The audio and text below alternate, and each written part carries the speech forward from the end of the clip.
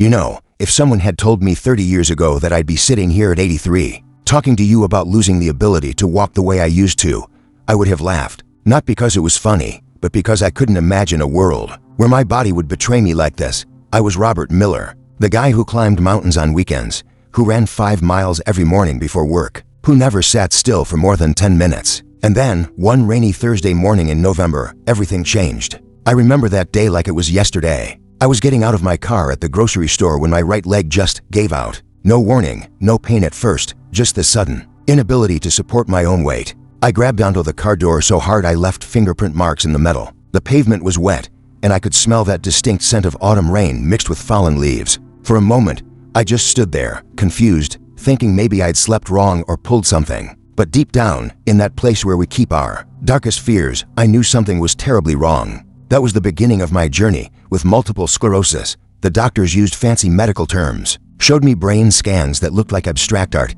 and explained how my immune system had decided to wage war against my own nervous system. But all I could think about was how I was going to tell my wife Margaret that the man she married, the one who promised to take her dancing well into our 90s, might never dance again. The first few months were the hardest. I went from denial to anger so fast it made my head spin. I'd wake up every morning and for just a split second, I'd forget. I'd swing my legs over the side of the bed, ready to start my day the way I always had. And then reality would crash over me like a cold wave. My legs felt like they belonged to someone else, heavy and unresponsive. Like trying to move through thick honey. Margaret found me crying in the garage one afternoon, sitting in my old running shoes, just holding them.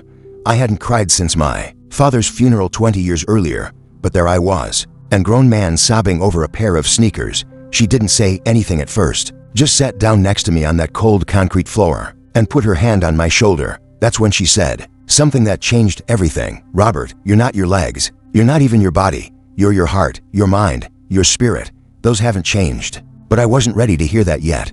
I spent the next 6 months feeling sorry for myself, pushing away friends who wanted to help, declining invitations to events I thought I couldn't fully participate in. I became bitter, resentful, and frankly, a miserable person to be around. I watched life happen from my window instead of living it. I thought being active meant running marathons and climbing peaks, and since I couldn't do those things anymore, I convinced myself I couldn't do anything at all. The turning point came when my grandson Tommy was visiting. He was 7 at the time, full of that boundless energy that only children possess. He'd been asking me to play with him all day, and I kept making excuses, telling him Grandpa was tired, that I needed to rest. Finally, he climbed onto my lap in my wheelchair and looked me straight in the eyes with that brutal honesty only kids can deliver. "Grandpa," he said, "why don't you want to play anymore? Did I do something wrong?" My heart shattered into a million pieces. Here was this beautiful little boy who didn't care that I couldn't walk. Normally, he just wanted his grandfather's attention, his love, his presence. And I'd been so focused on what I'd lost that I was missing what I still had right in front of me. That night, after Tommy went to bed, I sat in my study for hours thinking about what he'd said. I realized I'd been mourning my old life so intensely that I hadn't even tried to build a new one. I'd assumed that losing some mobility meant losing everything. But what if that wasn't true? What if there was another way to be active, to be engaged, to still be me? The next morning, I called my old friend David, who'd been reaching out for months despite my cold shoulders. David had always been the practical one in our group, the problem solver. When I finally opened up to him about my struggles, he listened, without judgment, and then asked me a simple question that hit like lightning. "Robert, what does being active mean to you now?" I couldn't answer immediately because I'd never really thought about it. I defined being active so narrowly that when I couldn't run or hike, I thought I was done. But David helped me see that activity isn't just about physical movement. It's about engagement with life itself. It's about participating, contributing, connecting, growing. We started small. David suggested I begin with something I could control completely, my mind. He brought me puzzles, books I'd been meaning to read for years, and crossword collections. At first, I resisted. This felt like old people stuff, not the dynamic lifestyle I'd always led. But slowly, I discovered something beautiful. My mind was sharper than it had ever been, without the constant physical fatigue I'd carried for years. Without realizing it, my mental energy soared. I began reading voraciously, devouring history books, biographies, even fiction novels I'd always dismissed as frivolous. I learned about ancient civilizations, space exploration, and scientific discoveries that amazed me. My conversations became richer, deeper. Margaret often commented that talking with me felt like rediscovering the man she'd fallen in love with. In college, the one who'd stay up all night discussing philosophy and dreams. But the real breakthrough came when I decided to tackle something I'd always wanted to do, but never had time for: writing. I'd kept scattered journals over the years, mostly notes about hiking trails and travel experiences, but I'd never attempted anything substantial. With encouragement from Margaret and my daughter Sarah, I began working on a memoir about my career in engineering. Writing became my new form of exercise. Instead of working my muscles, I was strengthening my mind, my memory, my ability to articulate thoughts and experiences. I'd sit at my computer for hours, completely absorbed, feeling that same sense of accomplishment I used to get from completing a difficult hike. The mental challenge was invigorating, and seeing pages of coherent thoughts emerge from scattered memories felt like a different kind of marathon.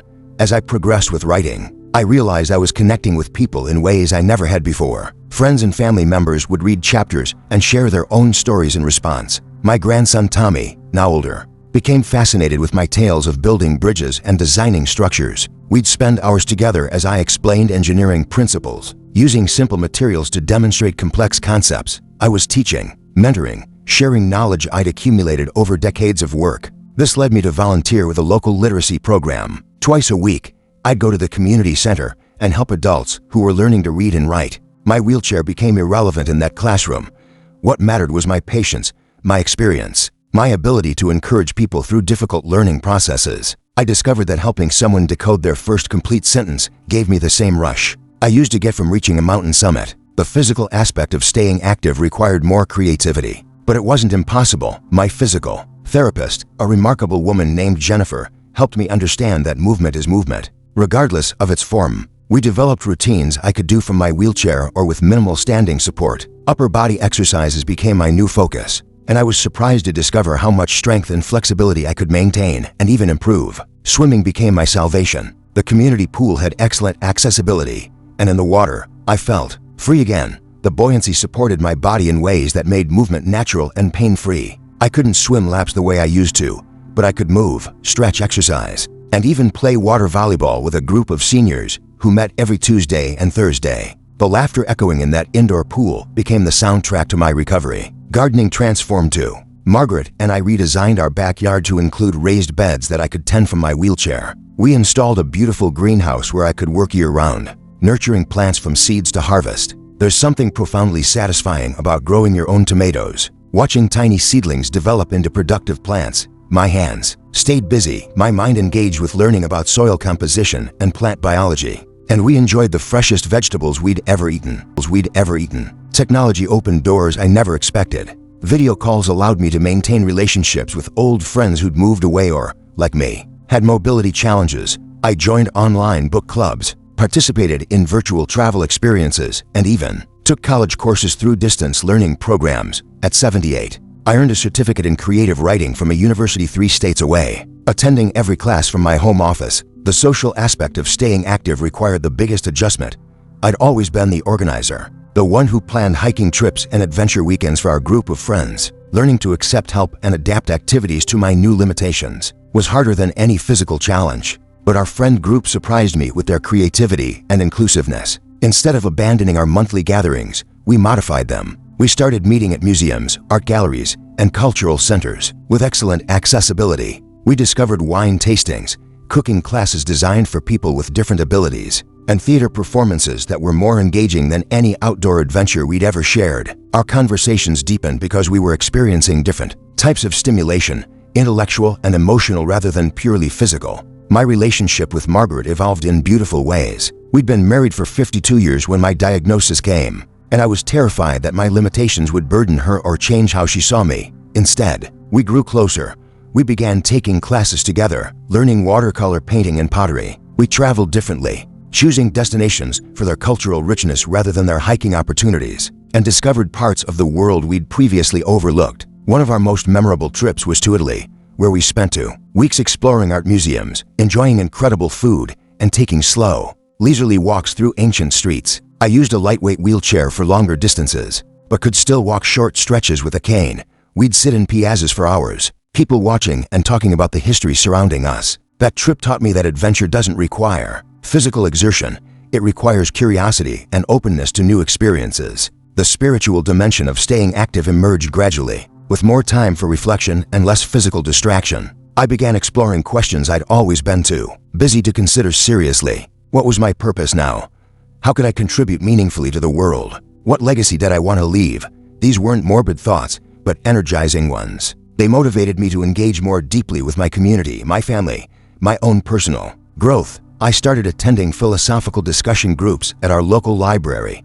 Once a month, a dozen of us would gather to explore big questions about ethics, meaning, consciousness, and human nature. These conversations were more stimulating than any physical workout I'd ever done. They challenged my assumptions, introduced me to new ways of thinking, and connected me with people whose life experiences were vastly different from mine. Mentoring became another form of activity that brought tremendous satisfaction. Through a program at the local high school, I was paired with students interested in engineering and mathematics. Every week, I'd meet with 3 or 4 teenagers who reminded me why I'd fallen in love with problem solving. In the first place, their enthusiasm was infectious, their questions kept me sharp, and helping them navigate challenges gave me a sense of purpose that physical accomplishments had never provided. The key insight that transformed my understanding of staying active was this: activity isn't about what your body can do, it's about how engaged you are with life itself. When I stopped defining myself by my physical limitations and started exploring all the other ways I could participate in the world, possibilities exploded around me. I learned to paint watercolors, something I'd always admired but never attempted. My first efforts were terrible, but the process was meditative and rewarding. Gradually, my skills improved, and I began creating pieces good enough to frame and give as gifts. The concentration required was similar to the focus I'd once brought to rock climbing, demanding complete presence and attention to detail. Music re-entered my life in unexpected ways. I'd played piano as a child, but abandoned it for more practical pursuits. At 79, I began taking lessons again, and my adult brain approached music differently than my childhood mind had. I understood theory better, appreciated the emotional complexity of compositions more deeply, and found immense joy in playing pieces that moved me. My fingers weren't as nimble as they'd once been, but my musical expression was richer and more meaningful. The intellectual challenges I embraced kept my mind sharper than it had been in years. I learned basic programming, created a website to share my writing, and even helped design an app with my engineer grandson that helped people with mobility challenges find accessible businesses and services in their area. Working with him on that project reminded me that innovation and contribution don't require physical prowess. They require creativity, persistence, and willingness to learn. Cooking became an adventure rather than a chore, with more time and energy to focus on the process. I experimented with cuisines from around the world, learned about nutrition for aging bodies, and discovered the meditative qualities of preparing beautiful, nourishing meals. Margaret and I would spend entire afternoons cooking together, trying new recipes and enjoying the sensory pleasures of fresh ingredients and aromatic spices. The photography hobby I'd neglected for decades experienced a renaissance. I couldn't hike to remote locations for landscape shots anymore, but I discovered the intimate beauty of macro photography, capturing the intricate details of flowers, insects, and everyday objects most people overlook. I learned about lighting, composition, and digital editing, skills that challenged me intellectually while producing artwork that brought joy to others. Staying active also meant staying socially connected in new ways. I joined support groups for people with MS, not because I needed help coping, but because I wanted to share what I'd learned about adapting and thriving. Hearing other people's struggles and victories reminded me how much wisdom I'd gained through my own journey, and sharing that wisdom felt like another form of contribution to the world. My relationship with my children and grandchildren deepened significantly. Instead of being the patriarch who was always busy with his own pursuits, I became more available, more present, more interested in their lives and challenges. My son Michael often said that getting to know me after my diagnosis was like meeting a different person, someone more thoughtful, more emotionally available, more genuinely interested in connection than achievement. The spiritual practices I embraced weren't religious in nature, but they were deeply meaningful.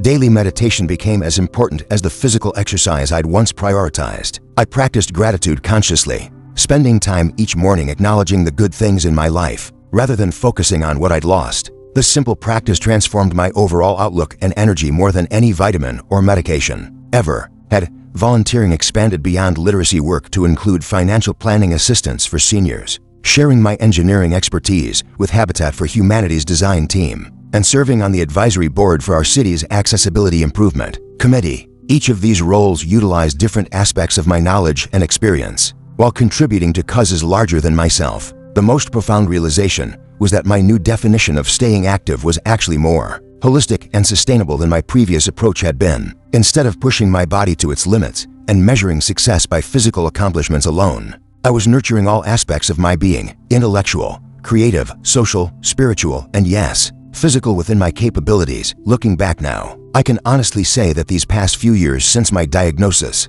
have been among the richest of my entire life, not because losing mobility was a blessing, but because the challenge forced me to discover parts of myself I'd never fully explored. I learned that resilience isn't about bouncing back to exactly where you were before. It's about bouncing forward into new possibilities you couldn't have imagined. If you're facing your own mobility challenges, or if you're afraid of what aging might take away from you, I want you to know this: staying active isn't about maintaining the same activities you've always done. It's about maintaining the same spirit of engagement, curiosity, and growth that made those activities meaningful in the first place. When you approach life with that understanding, limitations become invitations to creativity rather than barriers to fulfillment. My wheelchair isn't a symbol of what I've lost. It's a tool that enables what I can still do. My cane isn't a sign of weakness. It's support that allows me to participate in experiences I value. My modified exercise routine isn't a poor substitute for my former fitness regimen. It's a sustainable practice that keeps my body as healthy and strong as possible within its current reality. The greatest gift of this journey has been learning that human worth isn't measured by physical capability, but by the depth of our connections, the richness of our contributions, and the genuineness of our engagement with life itself. When I understood that truth, staying active became not a challenge to overcome, but a joy to embrace. Day after day, in whatever forms my body and circumstances allow. Today, at 83, I'm more active in meaningful ways than I was at 63, when I could run 5 miles without thinking twice about it. The difference is that now my activity serves my whole self, not just my physical ambitions. And that, my friends, has made all the difference in the world.